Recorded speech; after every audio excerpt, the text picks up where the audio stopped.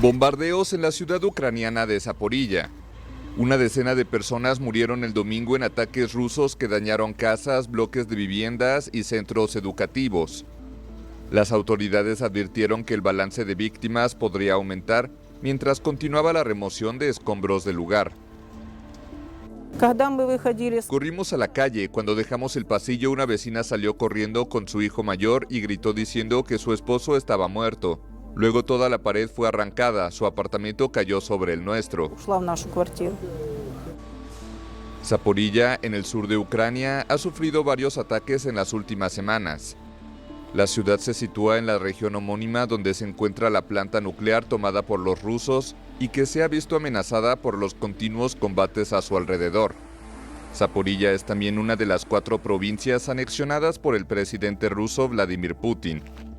Los bombardeos ocurren al día siguiente de una enorme explosión atribuida por Moscú a un camión bomba en el puente de Crimea, que conecta Rusia con esta península del sur de Ucrania, anexionada por Moscú en 2014. El presidente ruso Vladimir Putin responsabilizó el domingo a los servicios secretos ucranianos. No hay duda de que este es un acto de terrorismo con el objetivo de destruir infraestructura civil rusa.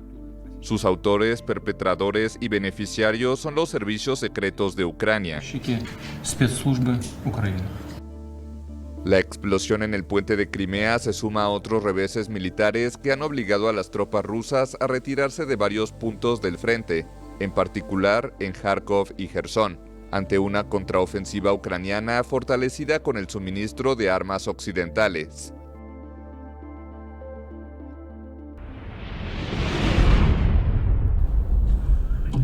Ucrania llamó el lunes a Rusia Estado terrorista al presentar una resolución en la ONU que condena la anexión de 4 regiones ucranianas por Moscú. Las declaraciones ocurrieron tras la lluvia de misiles y drones que cayeron en territorio ucraniano. El ataque de hoy mató al menos a 14 civiles y 97 resultaron heridos. Atacar deliberadamente a civiles es un crimen de guerra. Al lanzar ataques con misiles contra civiles que duermen en sus casas o se apresuran a ir al trabajo, niños que van a la escuela, Rusia ha demostrado una vez más que es un estado terrorista que debe ser disuadido de la manera más enérgica posible. Y el presidente de Ucrania, Volodymyr Zelensky, prometió la restauración de la infraestructura dañada.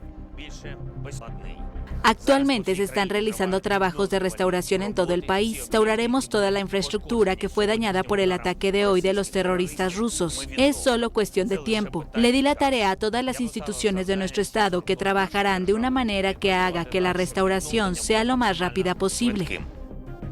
Por su parte, Moscú recordó en la ONU la explosión del fin de semana de un puente que conecta a Rusia con la península de Crimea y lo llamó sabotaje y afirmó que no se iba a quedar impune. El puente es un símbolo de la anexión de la península por Moscú en 2014. Los 193 países de la ONU votarán una resolución sobre las anexiones de las regiones ucranianas de Donetsk, Lugansk, Jersón y Zaporilla, tras los llamados referendos celebrados a finales de septiembre, que la comunidad internacional ha calificado de ilegales. La resolución, que copatrocinan 44 países, pide que nadie reconozca estas anexiones y exige la retirada inmediata de las tropas rusas de Ucrania. Se espera que la votación sea el miércoles, cuando se reanuda esta sesión de emergencia.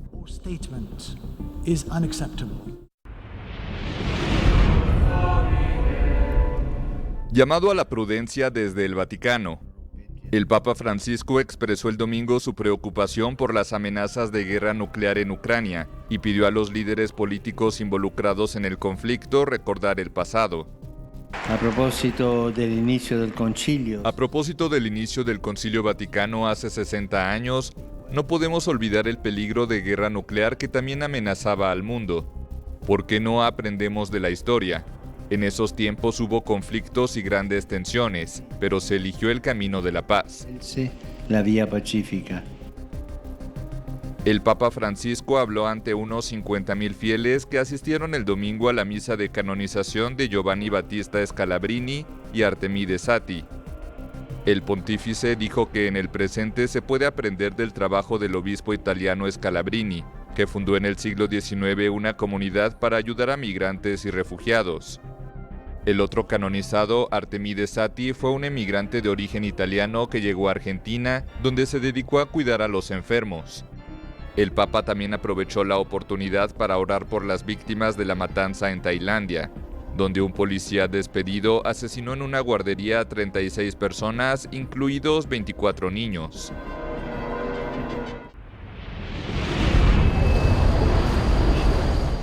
La economía global se acerca un poco más a la recesión.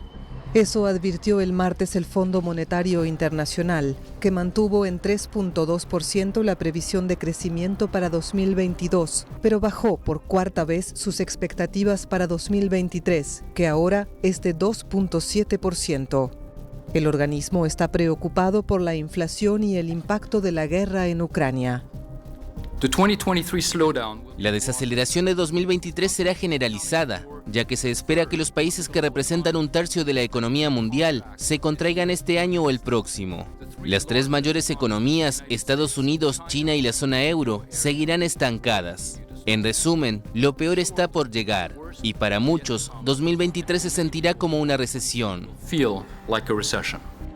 La economía global, que se recuperaba lentamente de los efectos de la pandemia y afrontaba problemas logísticos en muchos sectores, tiene que lidiar con shocks en cadena. La principal dificultad es la inflación, que afecta a las economías desarrolladas, pero todavía más a los países emergentes y en desarrollo, en los que alcanzará un promedio de 8.8% a finales de año. Otro problema, especialmente para los países de bajos ingresos, es el endeudamiento. Demasiados países de bajos ingresos están a punto de entrar en dificultades de endeudamiento o ya lo están. Es urgente avanzar hacia una reestructuración ordenada de la deuda a través del marco común del Grupo de los 20 para evitar una ola de crisis de la deuda soberana. El tiempo puede agotarse pronto. Mientras tanto, el FMI mejoró las previsiones para América Latina y el Caribe. El crecimiento estimado es de 3.5% debido a una actividad más fuerte de lo esperado en el primer semestre, aunque bajaría para 2023 a 1.7% debido a un debilitamiento del crecimiento, condiciones financieras más duras y una moderación de los precios de las materias primas.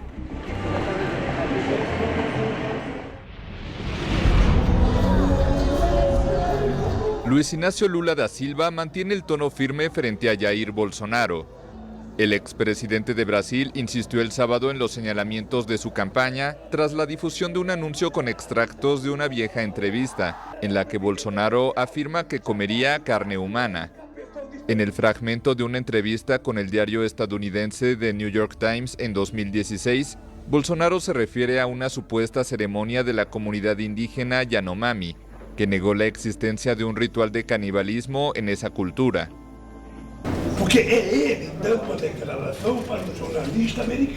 Porque es él dando una declaración a un periodista estadounidense y lo repite, no es un invento, no son fake news, no es una maldad nuestra, solo estamos informando a la gente de cómo es nuestro adversario.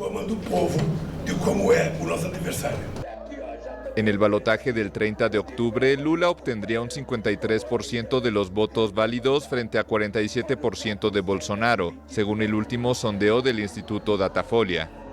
En tanto, la más reciente encuesta de IPEC ubica al expresidente de izquierda con 55% y su oponente con 45%. Sin embargo, las encuestadoras enfrentan cuestionamientos por subestimar la fuerza electoral de Bolsonaro en la primera vuelta, en donde redujo la ventaja que los sondeos le otorgaban a Lula.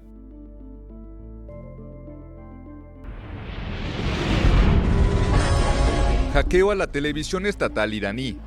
Un ciberataque reivindicado por el grupo de activistas La Justicia de Ali mostró el domingo una imagen del líder supremo, el ayatolá Ali Khamenei, en llamas y en el blanco de una diana. La imagen fue acompañada de la frase «Tienen las manos manchadas de sangre de nuestros jóvenes», así como de fotografías de la joven kurda Mahsa Amini y de otras 3 mujeres asesinadas. Una ola de manifestaciones sacude Irán desde la muerte de Amini el 16 de septiembre, 3 días después de haber sido arrestada por la policía de la moral por supuestamente no respetar el estricto código de vestimenta que obliga a las mujeres a portar el velo. Según la ONG Iran Human Rights, más de 90 personas han muerto en la represión de las protestas. El gobierno, en cambio, afirma que la cifra es de 60 fallecidos, entre ellos una decena de policías. Las autoridades impusieron restricciones de acceso a Internet para obstaculizar la organización de protestas, las más grandes en Irán desde las de 2019 contra el alza del precio de la gasolina. El movimiento de las mujeres iraníes ha recibido muestras de solidaridad en todo el mundo. El gobierno del país islámico acusa reiteradamente a fuerzas externas de avivar las movilizaciones, en particular a Estados Unidos.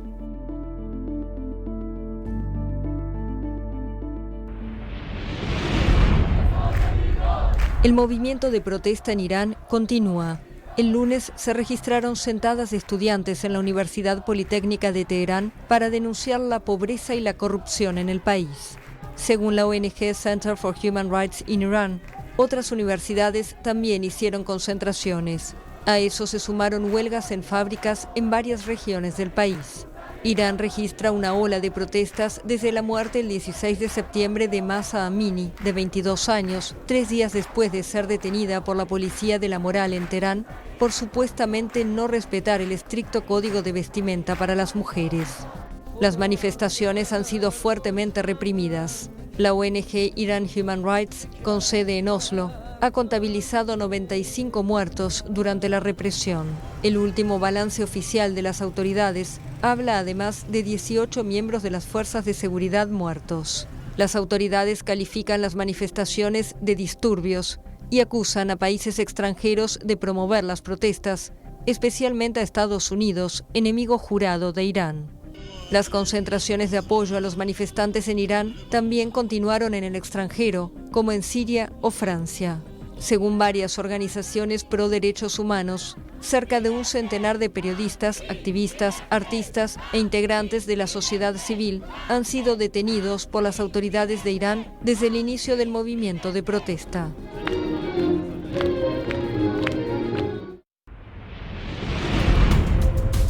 Ejercicios nucleares tácticos. Así calificó la agencia de noticias estatal norcoreana KCNA a los recientes lanzamientos de misiles vigilados personalmente por el líder Kim Jong-un.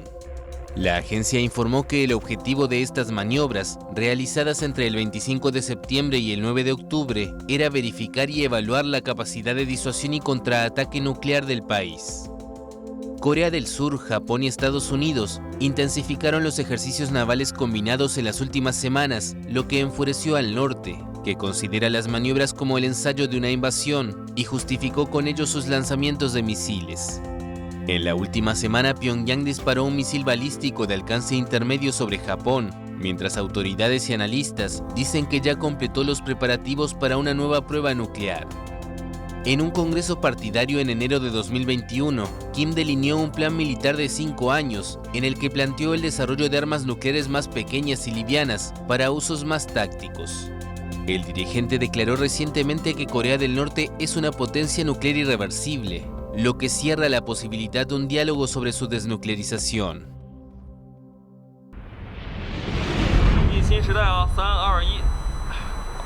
Esta exposición en Pekín busca ensalzar 10 años de éxitos bajo la China de Xi Jinping. En el 20º Congreso del Partido Comunista, que se inaugura el domingo, el hombre que gobierna el país desde 2012 debería ser reelegido al frente del mayor partido del mundo y, por tanto, del país. Empezamos la exposición desde esa zona. Desde esa zona pude sentir la superioridad del sistema socialista actual y la superioridad de estar dirigidos por el Comité Central del Partido Comunista Chino. Frente al Palacio de Exposiciones de Arquitectura Soviética, los visitantes se hacen selfies delante de un dron de combate furtivo o del inmenso DF-41, el misil balístico intercontinental chino más sofisticado. Esta joya tecnológica podría llegar a cualquier punto del territorio de Estados Unidos gracias a sus 14.000 kilómetros de alcance.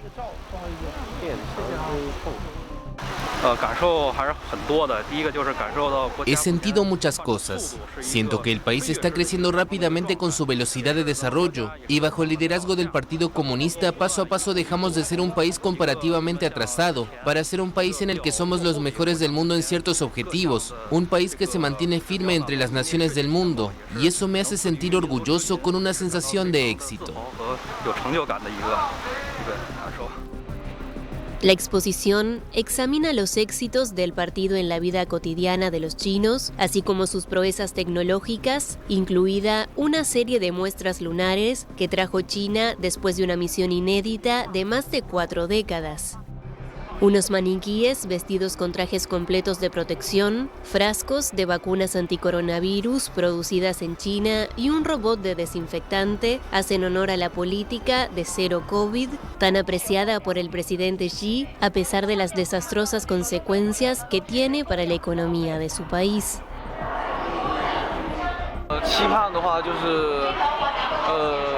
Espero que la pandemia pase pronto y que el Congreso del partido se celebre con éxito.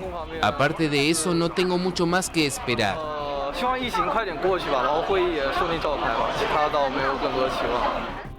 La exhibición pasa por alto algunas decisiones de Xi Jinping que despertaron la ira de los países occidentales, como la represión de las manifestaciones pro democracia en Hong Kong o los centros de formación de Xinjiang, sospechosos de servir para internar a la minoría musulmana uigur.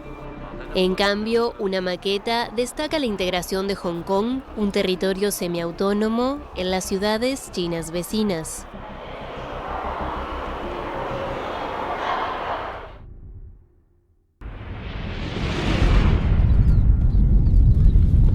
Naciones Unidas y la Federación Internacional de Sociedades de la Cruz Roja y de la Media Luna Roja instaron el lunes a prepararse para las olas de calor futuras y evitar así un importante número de muertos. En un informe conjunto sobre los fenómenos de calor extremo, los organismos advirtieron que regiones enteras del planeta se volverán inhabitables en las próximas décadas por culpa de las olas de calor que serán cada vez más frecuentes e intensas. A menos de un mes de la COP27, que se celebrará en noviembre en Egipto, los organismos recordaron que dada la actual evolución del clima, las olas de calor podrían alcanzar y superar los límites fisiológicos y sociales de los humanos en las próximas décadas, sobre todo en regiones como el Sahel y el sur y el suroeste de Asia. El informe recuerda que la ola de calor que azotó a Europa en 2003 dejó más de 70.000 muertos y que la canícula que vivió Rusia en 2010 mató a más de 55.000 personas. Este año, regiones y países enteros del norte de África, Australia, Europa, el sur de Asia y Oriente Medio, así como China y el oeste de Estados Unidos, han sufrido temperaturas récord. Según el documento, los expertos prevén que las tasas de mortalidad vinculadas con el calor extremo sean muy altas, comparables en magnitud a la de todos los cánceres para finales de siglo. Los organismos llamaron a hacer importantes inversiones de forma urgente y sostenida en el tiempo para atenuar el impacto del cambio climático y contribuir a la adaptación a largo plazo de las poblaciones de los países más vulnerables.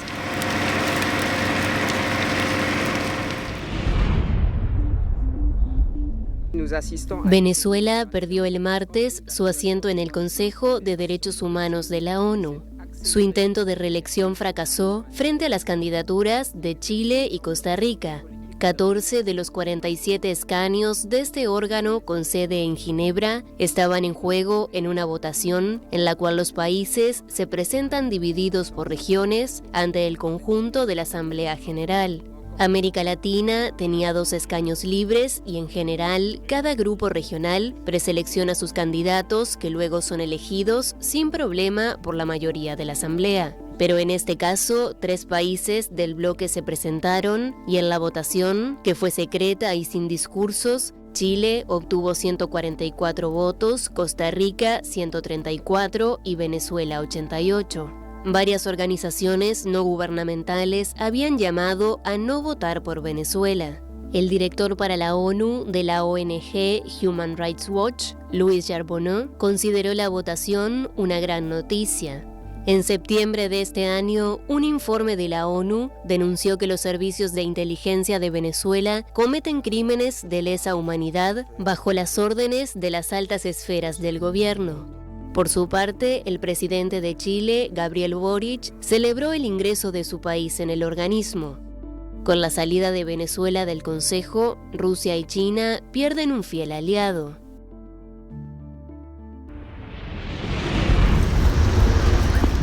La esperanza de encontrar sobrevivientes debajo del lodazal en el pueblo venezolano de Las Tejerías se desvanece. Las autoridades calculan un centenar de fallecidos tras el mayor deslave en décadas en el pueblo. Hasta ahora se han hallado más de 40 cuerpos. Y todavía hay un número importante de desaparecidos. 56 desaparecidos. Estamos llegando casi a un centenar de víctimas fatales de esta tragedia, este desastre natural. Unos 3.000 efectivos entre policías, militares y miembros de protección civil coordinan esfuerzos junto a los vecinos para excavar tras una alud que arrasó el sábado este montañoso pueblo en el estado de Aragua, en el centro del país, tras extensas y copiosas lluvias. Venezuela sufre este año una típica temporada de lluvias que se ha extendido prácticamente todo el año por el fenómeno de la Niña, ondas tropicales y los coletazos del huracán Julia. El día del deslave llovió en 8 horas lo que llueve durante un mes. La crecida del río, que fue de hasta 6 metros en las estructuras más cercanas al cauce, había arrasado a árboles, automóviles, postes de luz, antenas telefónicas y parte de viviendas, muchas construidas en zonas de riesgo. La avenida principal del pueblo ya fue despejada y el servicio eléctrico se recuperó en 95%, así como la conexión telefónica. El deslave en Las Tejerías es el peor desastre natural de Venezuela en lo que va del siglo. En las últimas 3 semanas, otras 13 personas murieron en diferentes regiones del país, también como consecuencia de las fuertes lluvias.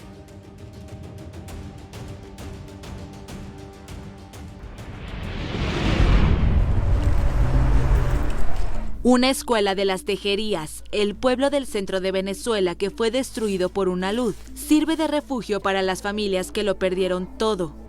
Ahí llegaron desde el sábado 18 familias que ya fueron enviadas a La Victoria, a unos 20 kilómetros.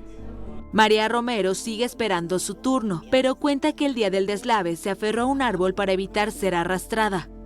No podía del susto, del miedo, no sé, no podía subir, mi esposo me jalaba, mis sobrinos me subían y no podían.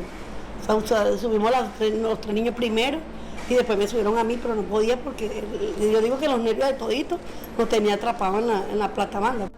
Ahora espera en la escuela a ser reubicada. No han dicho nada aquí no nos han dicho nada. Nos trajeron aquí, nos dieron comida, pero no han dicho cuándo nos van a llevar ni cuándo nos van a sacar nada. Los esfuerzos de encontrar más de 50 desaparecidos continúan. Se ayudan con perros, pero las autoridades han perdido la esperanza de encontrar vivos y el propio presidente Nicolás Maduro los dio por muertos, por lo que la cifra de fallecidos ascendería a un centenar. Mira, tenemos súper cansado, muy cansado porque ha laborado todo el día. El día del incidente, Jesús Chávez, un residente de la zona, afirma que rescató a unas 6 personas. Empezaron la gente a pegar gritos, auxilio, auxilio, más que todo un niño primero. Yo le pasé un tubo, pero no pudo salir pues porque la corriente era demasiado fuerte, se lo llevó. Después vino una señora, yo me acosté en el techo como pude, la jalé, esa sí se logró salvar. Y es que el sábado llovió en 8 horas lo que normalmente llueve en un mes.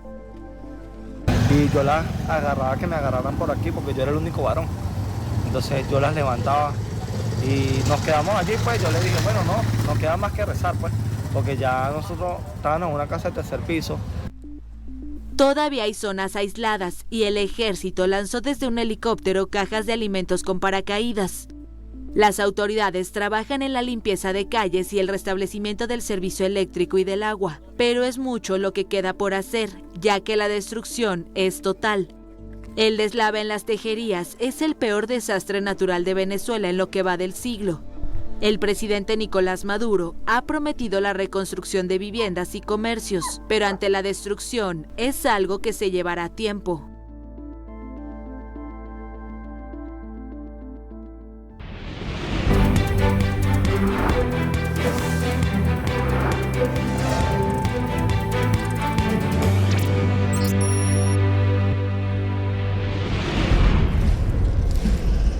Carlos III será coronado el 6 de mayo. Proclamado monarca del Reino Unido en septiembre tras la muerte de su madre Isabel II, el rey será ungido, bendecido y consagrado en la abadía de Westminster de Londres.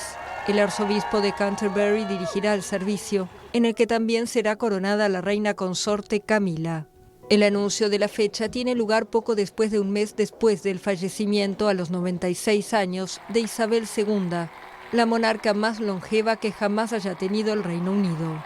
Carlos III, durante mucho tiempo uno de los miembros menos populares de la familia real británica, vio cómo su aceptación se disparó hasta el 70% tras llegar al trono en septiembre. Aún así, sigue muy por detrás de su hijo mayor Guillermo, de 40 años, y la esposa de este, Catalina, favoritos de los británicos con una popularidad superior al 80%.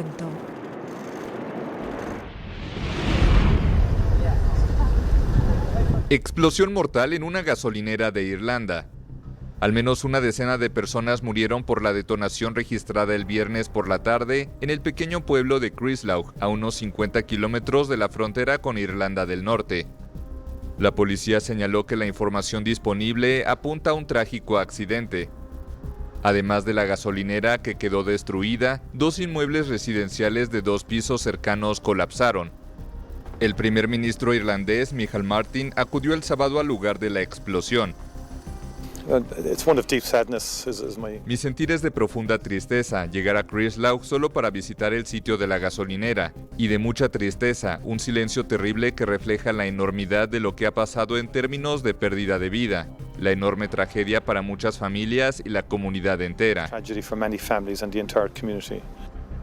Martin agradeció a miembros de la comunidad que inmediatamente después de la explosión se acercaron al lugar para ayudar a los servicios de emergencia en la remoción de escombros. Fueron movilizados la policía, los bomberos, los servicios de ambulancia y los guardacostas de Irlanda, mientras que la provincia británica de Irlanda del Norte también brindó personal de apoyo. Este que está acá es el padre de Roy. Pasaron 50 años desde el accidente de avión conocido como tragedia o milagro de los Andes. Pero para sus sobrevivientes los recuerdos todavía son muy vívidos. Y tú sabes que yo siempre digo que para los que creemos que existe el infierno, yo esa noche viví el infierno en la cordillera. El 13 de octubre de 1972, un avión de la Fuerza Aérea Uruguaya se estrelló en los Andes con 45 personas a bordo, la mayoría jóvenes de un equipo de rugby amateur. Tras 72 días en la montaña helada y decidir ingerir la carne de sus compañeros muertos para subsistir, solo 16 lograron volver. ¿La posibilidad cuál era? ¿Morirte? O usar lo único que teníamos? Quisimos comer suela, quisimos comer cigarrillo, quisimos comer pasta de diente. Todo, ¿entendés? Entonces no había alternativa. 10 días después del accidente se enteraron a través de una radio que los daban por muertos. Finalmente, 2 de los jóvenes, Fernando Parrado y Roberto Canessa, lograron escalar la montaña y buscar ayuda. En realidad nuestra historia es una historia de lucha contra el no. El gran mérito de esta historia es porque al no le dijimos que sí, gracias a un grupo. Pues muchas veces a uno se le caía el ánimo y otro te levantaba y así sucesivamente. La historia ha inspirado decenas de documentales, películas y libros. No es una fecha de festejo, es una fecha de conmemoración. De los 16 sobrevivientes, algunos decidieron alejarse del ojo público, en el que quedaron cuando fueron rescatados el 22 de diciembre de 1972. Otros dan conferencias para transmitir su historia de resiliencia.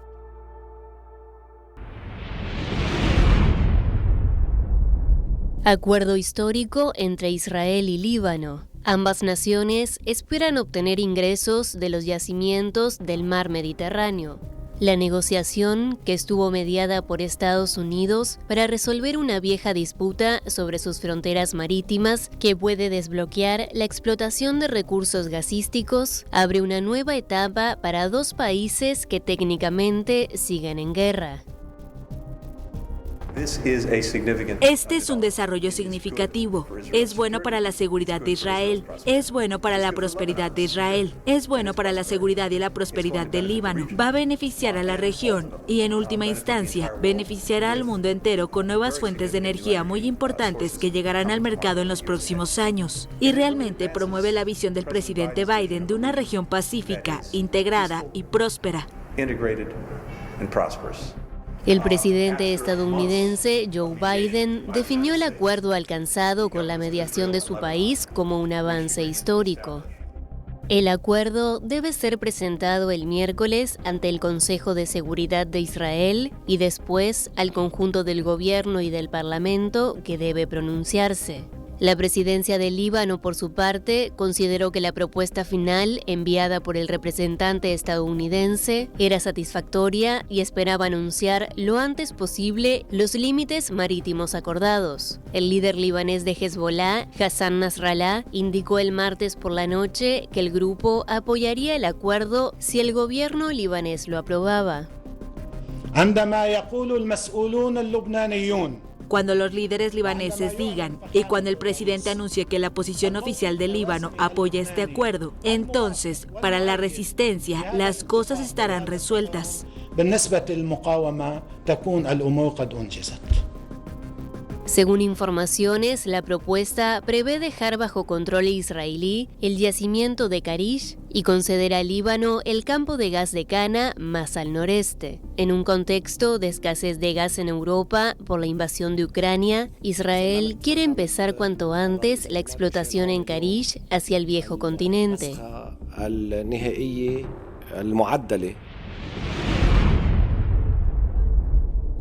La NASA anunció que logró desviar un asteroide de su trayectoria, lanzando una nave del tamaño de una nevera contra su superficie.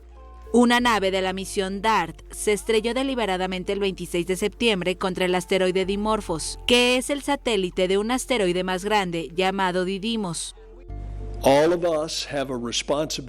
Todos nosotros tenemos la responsabilidad de proteger nuestro planeta. Después de todo, es lo único que tenemos.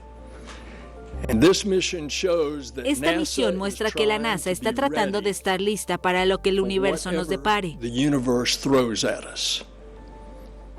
Creo que la NASA ha probado que somos serios como defensores del planeta.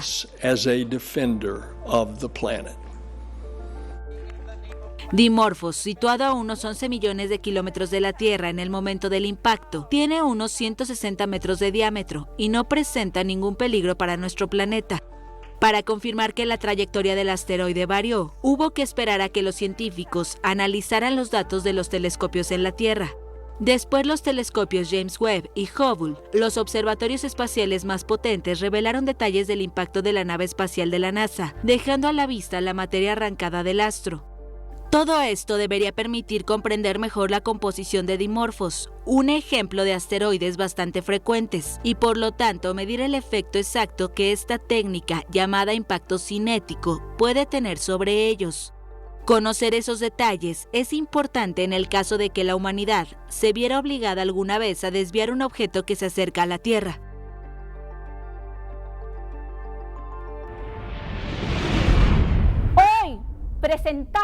La Fiscalía de Perú presentó una denuncia constitucional contra el presidente Pedro Castillo el martes. En un documento entregado al Congreso, el mandatario es acusado de autor de delitos contra la tranquilidad pública, en la modalidad de organización criminal agravada por su condición de líder. La acción puede llevar a la suspensión en el cargo del mandatario izquierdista. Puedo anunciar a todas las peruanas y peruanos que hemos hallado muy graves y reveladores indicios de la existencia de una presunta organización criminal enquistada en el gobierno. La tesis de la Fiscalía es que el mandatario dirige una red de corrupción de lavado de activos y de concesión de contratos de obras públicas, integrada por su entorno familiar y político. El presidente niega que su familia haya cometido delitos y dice ser víctima de una campaña para sacarlo del poder. Se ha iniciado la ejecución de una nueva modalidad de golpe de Estado en el Perú. Un golpe de Estado con libretos creados, utilizando al Ministerio Público políticamente y hacer creer al país de que mi persona lidera una red criminal, a la cual la rechazo rotundamente. El Congreso deberá decidir sobre el trámite de la denuncia constitucional en los próximos días, que puede conllevar la suspensión de Castillo, para lo cual necesita 66 de los 130 votos de la Cámara. La denuncia se presentó el mismo día en que la Fiscalía allanó la vivienda de una hermana del presidente y otras propiedades de investigados. Castillo acumula 6 indagaciones en su contra desde que asumió el poder hace 15 meses.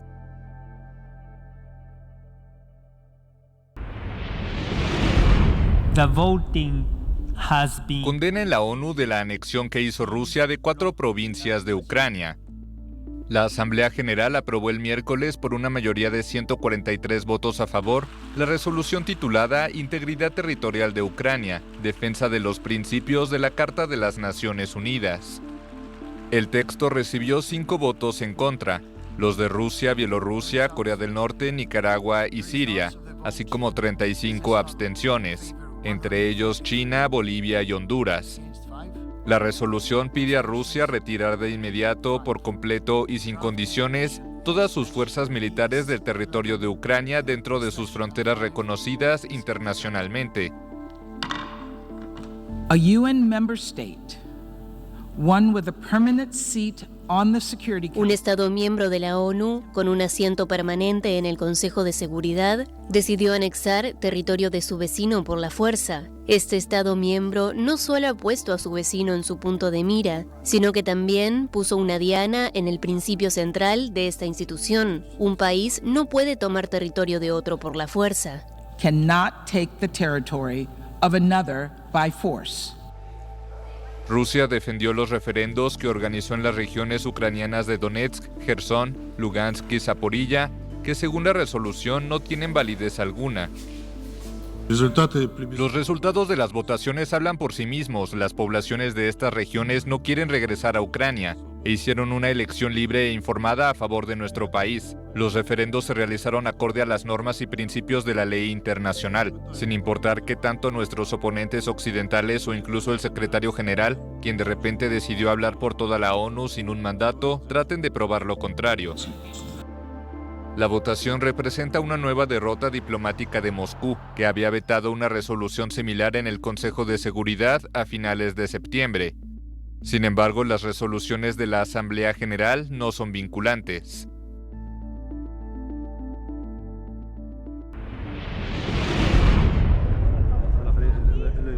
Descubren en Siria un mosaico de la época romana del siglo IV de nuestra era, entre los más excepcionales y más completos del país. El mosaico, de 1600 años de antigüedad, fue descubierto en la ciudad de Rastán, en la provincia de Homs. Muestra una escena en la que los detalles y los nombres de los reyes griegos que participaron en la guerra de Troya aparecen con claridad. La parte del mosaico que se ha descubierto hasta ahora tiene más de 20 metros de largo y 6 de ancho, lo que significa que el mosaico es más grande porque se extiende por la calle y hasta la casa vecina. Se trata del 9º mosaico descubierto en este sitio.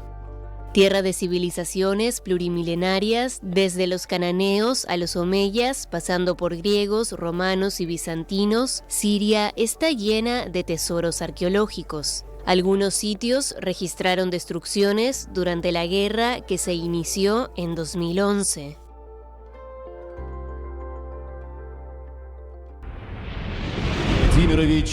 Putin. Las fugas que afectaron los gasoductos Nord Stream que conectan Rusia y Alemania benefician a Estados Unidos, Polonia y Ucrania. Eso aseguró el presidente ruso Vladimir Putin durante un foro de energía. Estoy hablando del sabotaje a los gasoductos Nord Stream 1 y 2. No hay duda de que este es un acto de terrorismo internacional, cuyo propósito es socavar la seguridad energética de todo un continente. Putin afirmó que Rusia está lista para retomar las entregas a través del sistema del ducto Nord Stream 2 que no se vio afectado por las explosiones, y agregó que la pelota está en el tejado de la Unión Europea. Por supuesto, es posible reparar los oleoductos rotos que discurren bajo el mar Báltico. Pero esto solo tendrá sentido si su continuidad está justificada económicamente y, por supuesto, si se garantiza la seguridad de las rutas. Esta es una condición primaria.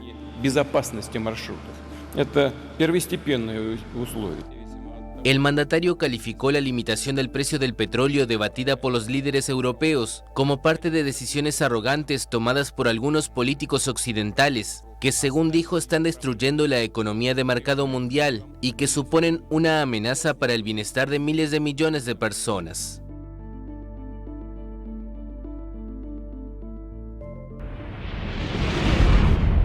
El grupo del G7, formado por los 7 países más industrializados del mundo y el Fondo Monetario Internacional, reafirmaron el miércoles que van a seguir apoyando a Ucrania por el tiempo que sea necesario. Los ministros de finanzas de las potencias escucharon los pedidos del presidente ucraniano Volodymyr Zelensky.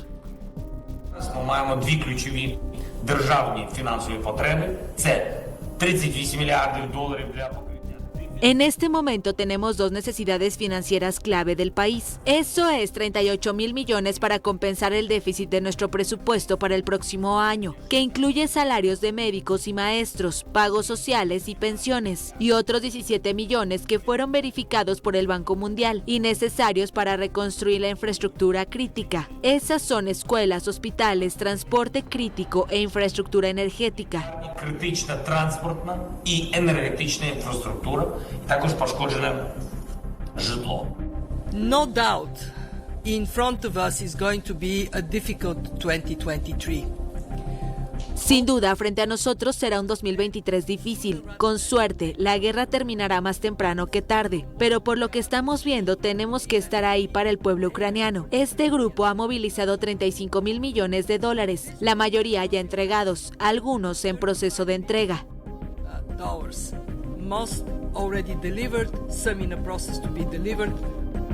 El FMI anunció además la creación de un fondo permanente para coordinar la ayuda económica para Ucrania. A inicios de septiembre, el Banco Mundial y la Comisión Europea evaluaron las necesidades de reconstrucción y recuperación económica de Ucrania en $350.000 millones, un estimado que sigue creciendo a medida que la destrucción continúa en el país. Les agradezco toda la ayuda que ya han prestado. Es grande, es significativa, pero el líder ruso, que ahora está en la etapa final de su reinado, todavía tiene margen para una mayor escalada. Esta posibilidad es una amenaza para todos nosotros.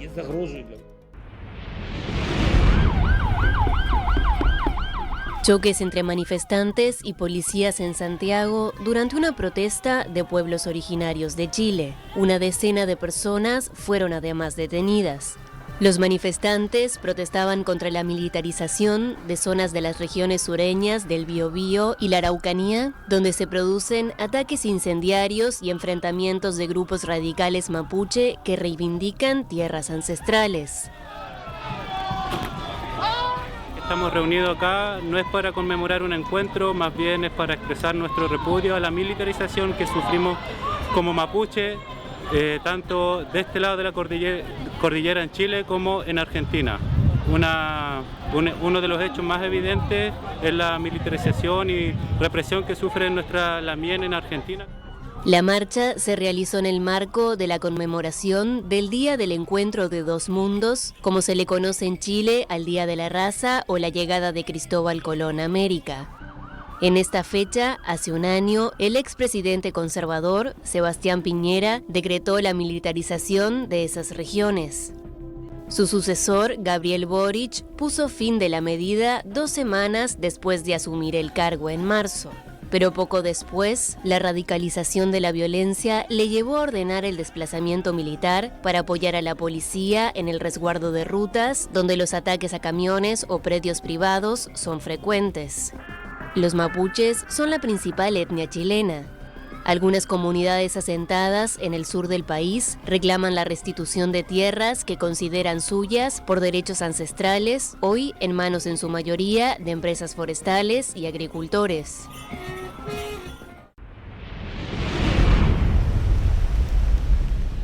Julia dejó en su paso por el norte de Centroamérica casi una treintena de muertos y 4 desaparecidos, principalmente en Guatemala y El Salvador. El fenómeno se disipó en el occidente de Guatemala. Los remanentes seguirán generando lluvias que pueden provocar inundaciones en Centroamérica y el sur de México. En Guatemala, 14 personas murieron por el paso de Julia. También hay 3 personas que están desaparecidas. En tanto, en El Salvador murieron 10 personas, 5 de ellos soldados que fueron aplastados tras colapsar un muro donde se resguardaban del temporal. En Honduras se reportan 2 fallecimientos tras naufragar una lancha y otra persona está desaparecida. El ciclón tocó tierra en la costa caribeña de Nicaragua la madrugada del domingo como huracán categoría 1. Luego entró en el Océano Pacífico, de donde pasó a El Salvador. Julia dejó ese país e ingresó como depresión tropical el lunes por la mañana a Guatemala, por el este del país, donde comenzó a perder fuerza hasta disiparse por la tarde en una zona montañosa del oeste del país. Desde Guatemala hasta Panamá, las autoridades reportaron casas afectadas o destruidas, carreteras inundadas o cortadas y puentes colapsados total o parcialmente.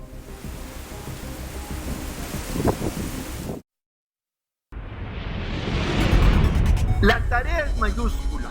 La Cámara de Diputados de México aprobó el miércoles una reforma constitucional que prolonga la participación del Ejército en tareas de seguridad hasta 2028, siendo que el actual gobierno culmina en 2024. La modificación constitucional ya había sido avalada por el Senado. Fue aprobada a la medianoche del miércoles, con 339 votos a favor, 154 en contra y 2 abstenciones. No es militarizar el país. Se trata de entender la problemática de inseguridad que existe en el territorio nacional. Como en los siglos XIX y XX, los mexicanos del XXI tendremos que desahogar largas luchas para que el poder militar vuelva a estar supeditado al poder civil. Esta reforma fue aprobada por Morena, el partido del presidente Andrés Manuel López Obrador y sus aliados, así como el Partido Revolucionario Institucional, PRI, que gobernó el sexenio pasado. López Obrador ha dado a las Fuerzas Armadas la seguridad pública y labores como la construcción de un aeropuerto y el Tren Maya. Esta alianza cívico-militar preocupa a defensores de derechos humanos. A una decisión en este caso de Andrés Manuel, y eso lleva a que prácticamente se imponga una política de gobierno que, lejos de cumplir con lo que dijo en campaña que iba a regresar el ejército a los cuarteles, pues lo que ha generado es que le está dando todas las condiciones y todas las facilidades en complicidad con el crimen organizado, pues para que este país entre en un escenario de violencia extrema. La reforma ocurre en pleno escándalo por las filtraciones militares del grupo de piratas informáticos Guacamaya. A partir de ello, se ha acusado al ejército de espiar a opositores del actual gobierno. Se filtró una carta de su titular, el general Luis Crescencio Sandoval, en la que aboga ante el presidente por un oficial involucrado en el caso de la desaparición de los 43 estudiantes de Ayotzinapa. También se filtró que la milicia elaboró una iniciativa de reforma constitucional, que luego se convirtió en ley en el Congreso, que le otorga el control al ejército sobre la Guardia Nacional, una corporación creada por el presidente para asumir la seguridad pública y que tendría mando civil. Además de documentos que prueban que el mandatario aceptó la propuesta de militares de crear una aerolínea comercial, así como de controlar algunos aeropuertos, una información que López Obrador ya confirmó.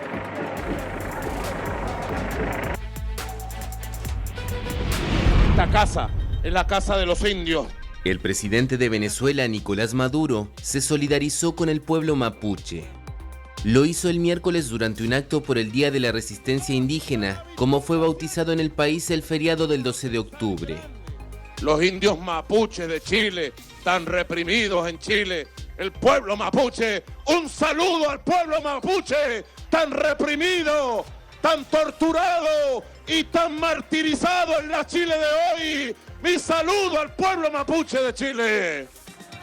El mandatario no hizo referencia directa a la manifestación del 10 de octubre en Santiago, en la que se protestó por la militarización de regiones del sur de Chile, donde grupos radicales indígenas reivindican demandas de los mapuches. Algunas comunidades asentadas en el sur del país reclaman la restitución de tierras que consideran suyas por derechos ancestrales, hoy en manos en su mayoría de empresas forestales y agricultores.